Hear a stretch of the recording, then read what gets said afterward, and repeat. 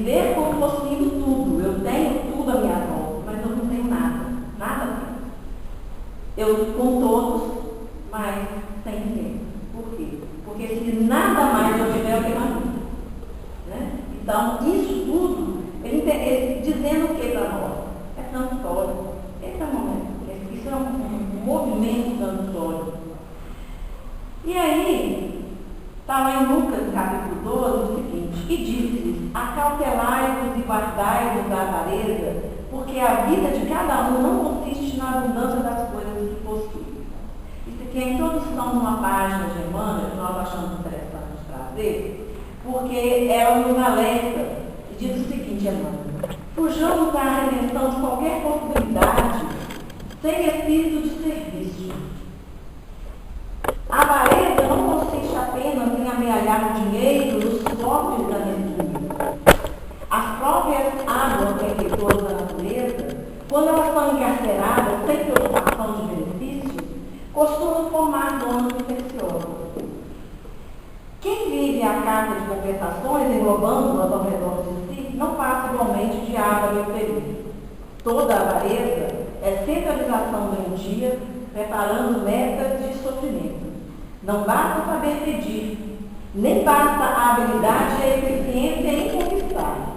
É preciso adquirir no clima do Cristo, espalhando os benefícios da posse temporária, para que a nossa própria existência não constitua um obstáculo à nossa paz. E a alegria que nós temos conosco e com os outros. Inúmeros homens atacados pelo vírus da avareza, muito ganharam em fortuna, autoridade e inteligência, mas apenas conseguiram, ao término da experiência, a perversão dos que mais amavam e o ódio que lhes era vizinhos.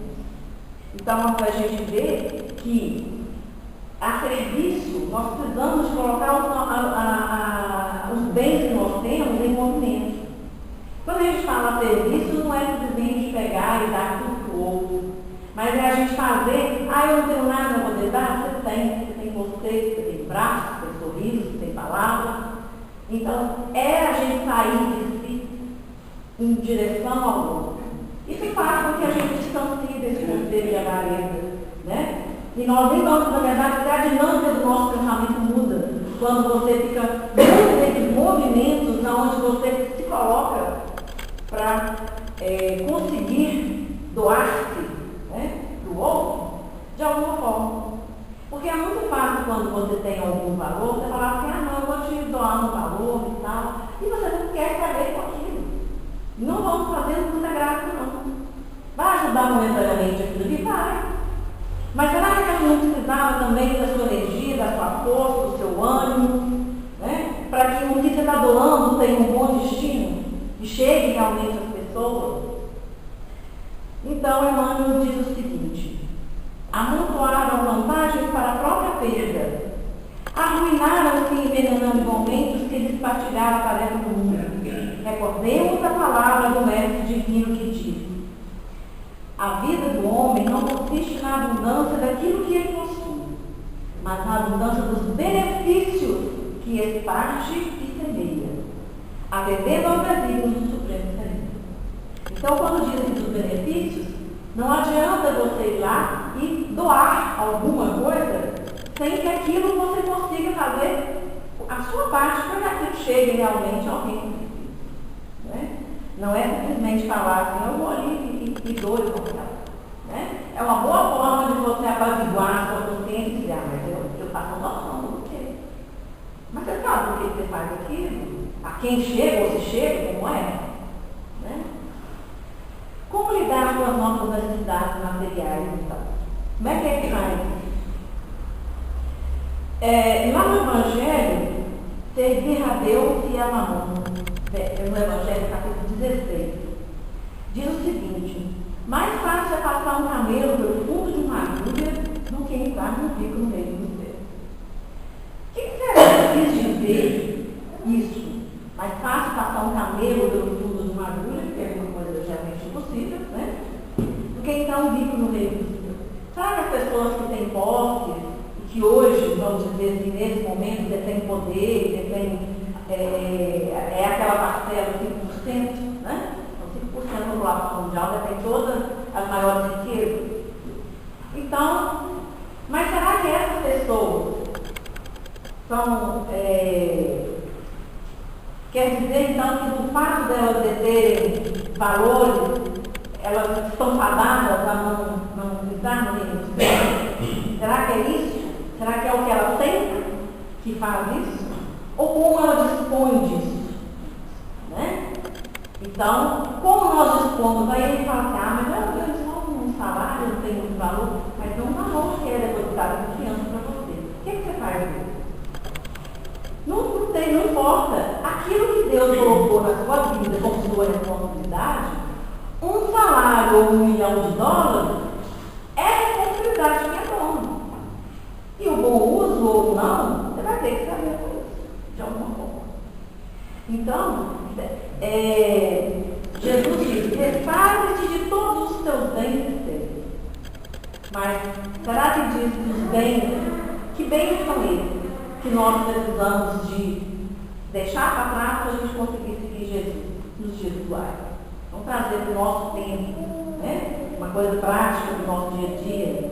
De que bens nós temos que nos desfazer para que nós possamos entender, ou vamos dizer, ser possível que nós sigamos Cristo. Na verdade, esses bens são todas aquelas coisas que nós estamos falando no início, que nós vamos acumulando dentro de nós os nossos lixos internos, né? E isso faz com que a gente fique pesado. Gente pesada tem muita coisa para poder ocupar o espaço, e não há espaço para a luz brilhar, para o amor brilhar no você. Né? Está tão ocupado com aquela coisa que, né, não tem tempo para Jesus. Não tem tempo para o amor. Né? E o amor aquece o coração. Essa pessoa talvez fosse ser muito mais feliz, mas nós ainda não entendemos. Quando a gente fala essa pessoa, nós estamos falando de todos nós. Nós ainda não entendemos isso, mas vamos entender. Estamos todos tendo vindo à casa espírita, a gente ouve, a gente repassa, né? A gente não pede nem desculpa porque fala o mesmo tempo, porque a gente está falando aquele jogo de novo, e a gente pode ouvir 10 vezes 10 pessoas diferentes falar. Elas são formas diferentes de falar e a gente vai para casa, tem aprender de todos nós. A gente acha muito lindo quando a gente está aqui, quando a pessoa canta uma música bonita, a gente emociona, chora, todo mundo tem história. Mas depois, quando a gente vai embora, o que é que fica conosco dessa pessoa? No nosso dia a dia, né? Às vezes até na coisa de sábado ainda, a gente fica bacana, né? E fala por quê? Você vai ficar comigo, né? Porque se você tiver de lidar com alguém, a primeira é grande risco de você perder na mesa de saúde. Né? Então, como é que nós ser rico é contra o desejo de Deus? Não. De forma alguma. Né? A mensagem de Jesus é que o apego aos bens terrenos é um obstáculo para o nosso crescimento pessoal. É um apego, não tem problema você ter as coisas. Né? As coisas você não pode ter. Outro dia eu fui levar uma pessoa num lugar aí, que era muito empoeirado e tal, né? Eu falei, nossa senhora, ele vai fechar seu carro e tal. Eu falei, aquele carro deixa ele ter, né? Depois eu converso com ele, não tem nada não, eu só uso ele, eu tenho que levar em um lugar. Então a gente precisa, às vezes, entender isso, né? Que a gente não pode, as coisas existem da nossa vida, é para que nós façamos o uso dela, logicamente, com bom uso, né? Mas não para que as coisas nos usem. Né? E isso é o que costuma, às vezes, as coisas nos usarem. Né? Então, quais são? Vai ficar assim, vamos colocar aqui uma questão para a gente levar para casa, a gente está falando que ninguém leva nada, não leva pergunta. Quais são os nossos talentos? Quais são os talentos que nós temos, que nós poderíamos ver como valores e que faria da gente essa pessoa melhor, desapegada, mais desapegada, né? No movimento diário, uma hora faz a gente aprender. Então, quais são, uma coisa para a gente pensar conosco mesmo. Qual que é o meu valor? O que eu tenho que é talento e que é produtivo dentro de mim e que pode ser produtivo do outro? A riqueza é um elemento de progresso. O homem tem por missão trabalhar para a melhoria material do globo terrestre, para um dia receber e alimentar toda a população que a sua intenção compõe. Na verdade, a riqueza ela é necessária. Alguém com pulso para poder guiar isso é necessário, para que o progresso aconteça. A abolição da riqueza seria a condenação do trabalho. Já pensou todo mundo igual? Como é que isso aconteceria? Impede a lei do progresso, que é uma lei de Deus. O trabalho amplia e desenvolve a inteligência. Essa inteligência, o ser concentra primeiro na satisfação das suas necessidades materiais. Mais tarde, isso o ajudará a entender a importância dos valores morais. Então, a gente entender o que são esses valores, para depois a gente entender, né? Ninguém diz assim, depois a gente entender, mas ajudar-nos a entender, fazendo um paralelo quais são os nossos reais valores. Se a riqueza não é um elemento direto do progresso moral, é um poderoso elemento do progresso intelectual. Isso tudo que nós estamos tirando aqui é uma reflexão tirada do Evangelho, tá? No capítulo 16. Negar ou chamar de desapego a possibilidade de enriquecer, quer dizer, nós vamos negar, mas dizer assim, não vou jogar na loteria, não vai que eu ganho, né? E aí o que eu vou fazer com esse dinheiro? Ninguém quer. Negar ou chamar de desapego a possibilidade de enriquecer é o mesmo que negar o seu progresso pessoal ou também a todos que esse progresso poderia beneficiar. Porque se você é uma pessoa que vive sempre com dificuldade, vamos dizer que você ganha aí 10 milhões na Mega Sena. Para quem ganha salário em 10 milhões, é milhões, um monte de milhões. E aí o que acontece? Será que a pessoa tem preparo para poder administrar esse valor? Qual uso será? Será que eu falo assim, não, eu não quero jogar, eu não vou? Isso coloca uma responsabilidade do povo, porque você ter valores que Deus colocou na sua vida é uma responsabilidade muito grande. Como que aquilo você vai administrar em você, na sua família, e com as pessoas que podem beneficiar de alguma coisa que você fizer? Seja você montando um negócio para gerar um emprego, será que você vai ter a mesma conduta de quando você ganhar um salário mínimo? Será que as pessoas vão crescer à sua volta? Ou você vai ser aquela pessoa que depois que você conseguir os valores, vai pisar no outro, porque depois pisar no passado, então, essas coisas que envolvem, a gente não quer saber com elas, não. Na verdade, nós queremos é sempre culpar o outro. E aí, se você ganha, vamos dizer, a Mega Sena, esses milhões aí que nós estamos falando, eu nem sei quantos são, tem um jogo, né? Se são 20 milhões, se são 10 milhões, mas vamos dizer que são 10 milhões. Então, se você não ganha, o que acontece? Ah, não precisava do outro, eu ainda posso continuar culpando o outro, porque a minha vida é miserável, estou dando salário, porque o dinheiro não dá, etc. Né? Então, aqui, o que o Evangelho quer dizer a nós é o seguinte: negar não é desapego. Você deixar a sua responsabilidade do lado não é desapegar, não. Desapegar é você tirar o que é desnecessário e você mandar fora. Agora, o que é responsabilidade sua, você tem que cuidar. Que você vai ter que saber com isso depois. Né? O desapego aos bens terrenos consiste em apreciá-los com seu justo valor. Saber servir-se dele em benefício seu e de outros. Não sacrificar por eles os direitos da sua vida espiritual. Então, por que não são igualmente ricos todos os homens? Por que todo mundo não é rico igual? Vamos dizer assim, ninguém tem dificuldade, ninguém paga fome, e não existe desigualdade. Por que não são fáceis e nem laboriosos? Não são fáceis e nem laboriosos. Exatamente. Por não serem igualmente inteligentes, ativos e laboriosos. Porque nós estamos aqui em diferentes graus de evolução. Então, cada um necessita de estar no lugar onde está. Mas, aqui para frente tem um trecho assim, muito interessante. Diz o seguinte: se toda a riqueza fosse compartilhada, mastigada, não haveria estímulo ao trabalho. Nós aniquilaríamos o progresso da humanidade. Deus prospera a riqueza o tempo todo. Para a gente entender, só quando a gente entende que nós estamos em encarnações sucessivas, é que nós podemos entender isso. Deus prospera a riqueza o tempo todo. Cada qual a possui por sua vez, deve exercitar-se no seu uso. O que o homem realmente possui? Tudo que a alma faz uso é o que o homem possui.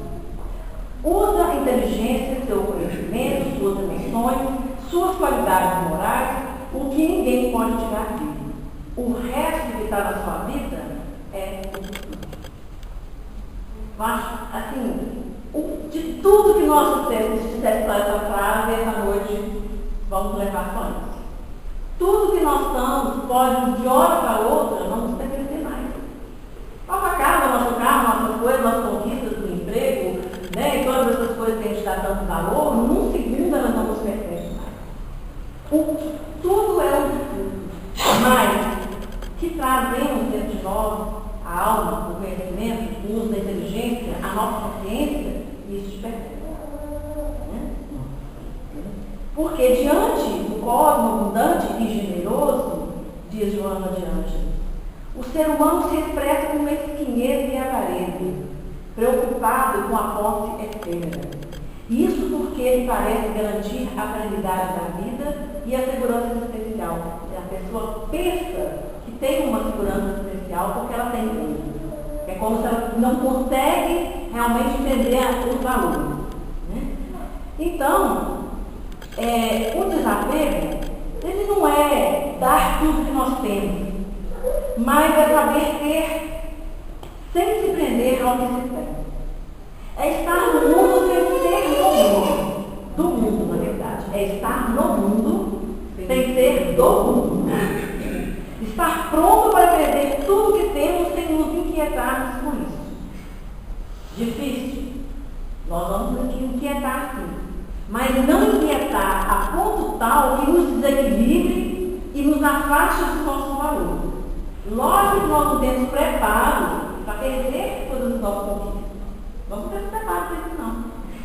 Mas falando da nossa realidade, nós precisamos de alimentar em nós esses valores para que a gente tenha alguma coisa que nós perdemos tudo. Se nós perdemos as pessoas, né, não diz a prece, que Divaldo sempre faz no final das palestras que ele faz, se nada mais eu tiver, eu tenho a mim, eu tenho a estrada, né, e ainda vou ser grato a Deus por isso, porque eu tenho a vida. As mensagens que os Espíritos nos enviam são como portas de abrigo, bússolas que nos apontam o rumo, chamando-nos a uma mudança imediata de comportamento mental e moral.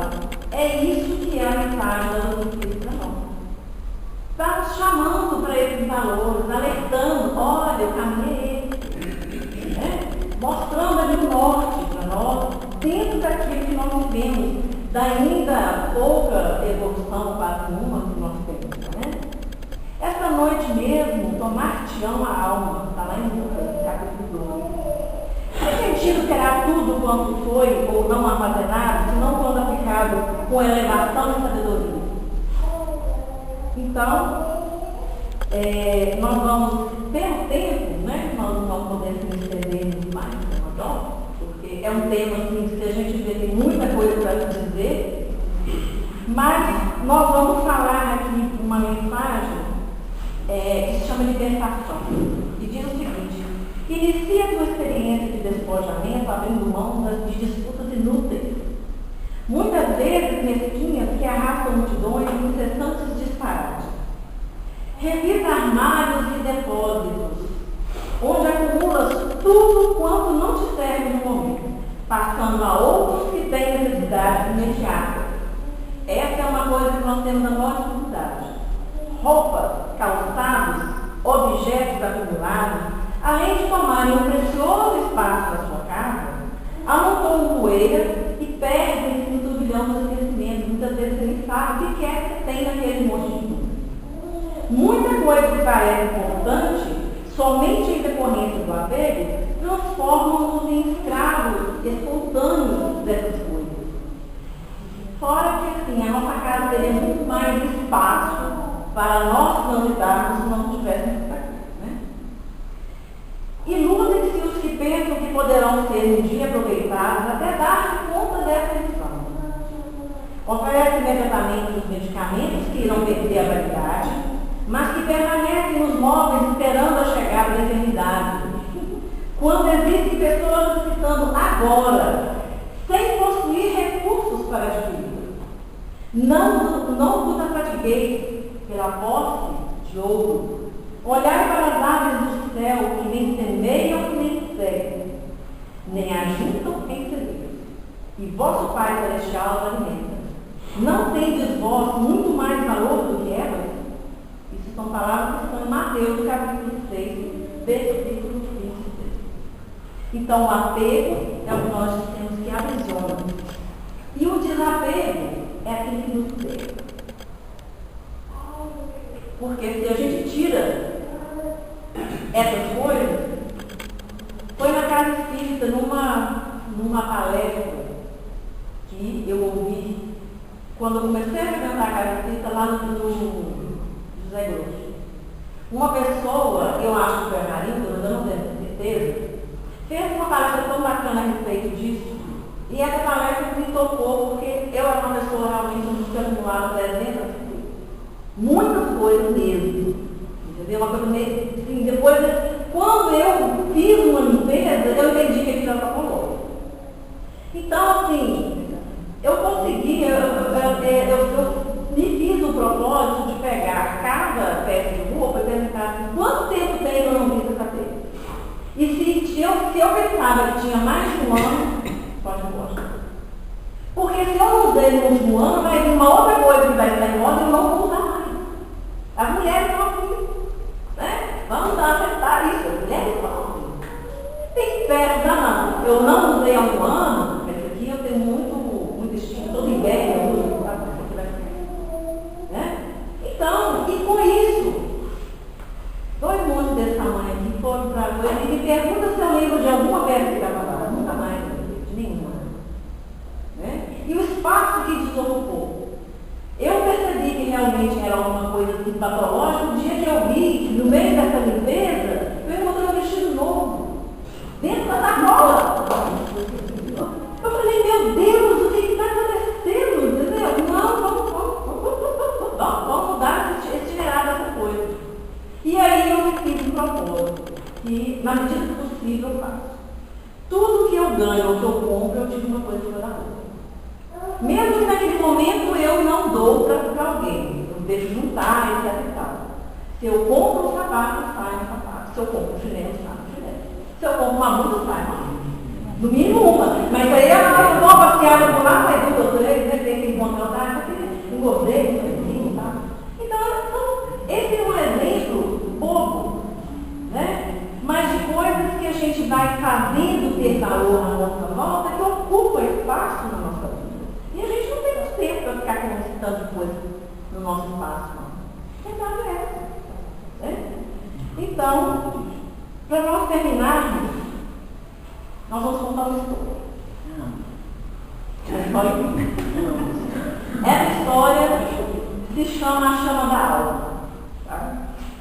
E que ela fica assim para a gente refletir. Havia um rei que, apesar de ser muito rico, tinha a fama de ser um grande doador. Ele era desapegado e desconhecido. De uma forma bastante estranha, quanto mais ele doava ao seu povo, auxiliando, mais os cofres do seu fabuloso palácio se enchiam. Um dia, um sábio que estava passando por muitas dificuldades procurou Pedro. Ele queria descobrir qual era o segredo daquele monarca. Como sábio, ele pensava que não conseguia entender como é que o rei, que não estudava as sagradas escrituras, nem levava uma vida de penitência e renúncia, ao contrário, vivia rodeado de luxo e riqueza, podia não se contaminar com tantas coisas materiais. Afinal, ele, como sábio, havia renunciado a todos os bens da terra, vivia meditando, estudando, e contudo se reconhecia com muitas dificuldades na alma. Sentia